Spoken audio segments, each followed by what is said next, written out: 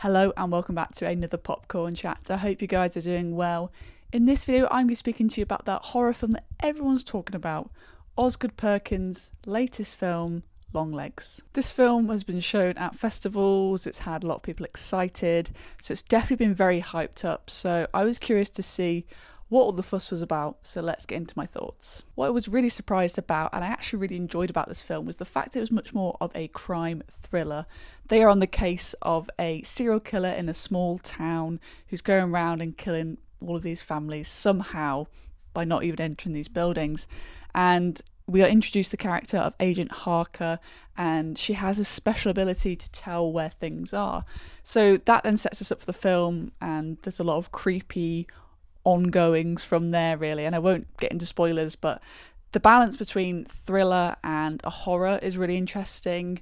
As soon as I saw the FBI outfit, I instantly thought of Silence of the Lambs. It's very akin to that. If you like the story of that and the themes in which that delves into, you're going to get a lot of that in this film. Perkins has this ability to create an eerie atmosphere through longing shots, not cutting away, leaving space in shots for you to let the mind wander and think what could pop out there. And I think that's just from a great director, and what he's able to get from his performers on top of that was just amazing. As I mentioned, I think Perkins is great at framing shots, and I think the cinematography across the board is amazing, using various different aspect ratios to sort of say where we are in the timeline. The palette is beautiful. Those wide angle lenses throughout the film make me feel uneasy. There's something about giving you that extra space, framing someone on the left and giving you all that space behind them. You are anticipating something coming out. Whether there is, I'm not going to say, but there's that sort of tense and sort of on edge just from framing, which is amazing. And I think that's the kind of horror elements that I enjoy when I go to see a film such as this. Throughout the first half of this film, I was so tense. I was on the edge of my seat, but also had my hands covering my face as well, because I was so scared of what was going to happen and when Nick Cage was going to pop up and terrify me. However, in that sort of second half, especially that third act, I don't think it necessarily went in the direction I thought it might. Things were revealed that I was like, okay, I could sort of put my hands down for my face again and just sort of watch the story unfold. So yeah, I was a little bit disappointed with the way in which it does sort of end in that third act, but for the first half of this film, really enjoyed it. It was so suspenseful. I didn't know what was going to happen, and I thought, I might have nightmares because of this film, but that kind of does go away for me in that second half. Similarly to my point about suspense in this film, how it's much stronger in the first half, I do think they shouldn't have shown Nick Cage as early on as they do in the film. I think the sort of anonymity, the sort of unknown about him is what makes it scary.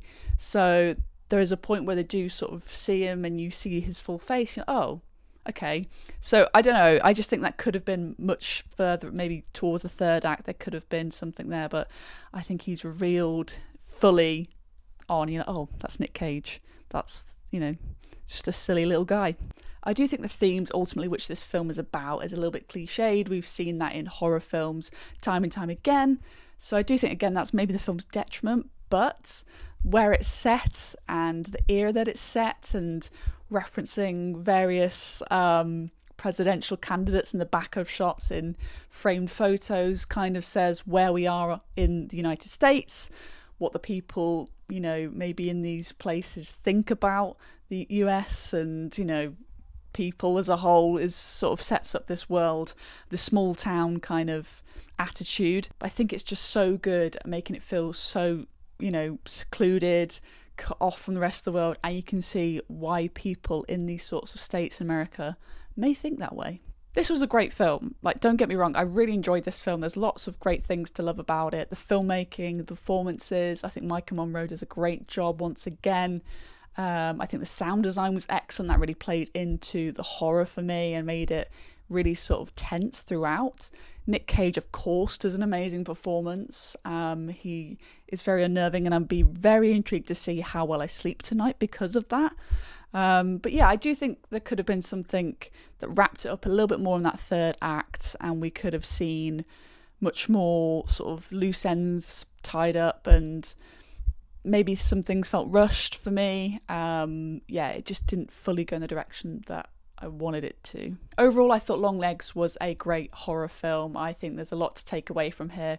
I would definitely watch it again, but obviously you're going to lose that kind of impact with some aspects. But I think filmmaking ability, performances, score, like, I think there's a lot that I really enjoyed about this film, and it's definitely worth checking out. It's definitely going to be in the top 5 horror films this year, probably. Go and see it in the cinema. It's the best place to go and see it. And let me know if you've seen the film. I'd love to hear your thoughts down below in the comments, and I'll see you guys very soon for another popcorn chat.